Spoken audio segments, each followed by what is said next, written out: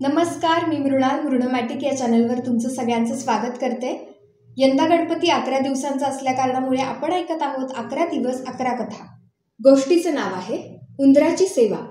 गणेशाचे वाहन असलेला उंदीर फार लाजाळू आणि निराश होता. तो मनात म्हणत होता, मी छोटा आहे, मला कोण पाहणार.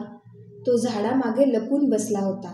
गणेशाने त्याला पाहिले आणि हसून विचारले, उंदीर, तू का लपून बसलास? उंदीर हळू आवाजात म्हणाला, मी छोटा आहे, मोठ्या प्राण्यांसारखा नाही, मला लाज वाटते. गणेश प्रेमाने म्हणाले, लहान असणं दोष नाही, तुझ्यात चपळपणा आहे, सेवा करण्याची तयारी आहे, त्यामुळे तू खास आहे. ते पुढे म्हणाले, चल माझ्या वाहनावर बस आणि जगाला दाखव की लहान असले तरी सेवा आणि धैर्य मोठे असते. उंदीर आनंदाने गणेशाच्या पायावर नतमस्तक झाला आणि त्यांचे वाहन बनवून सेवा करू लागला.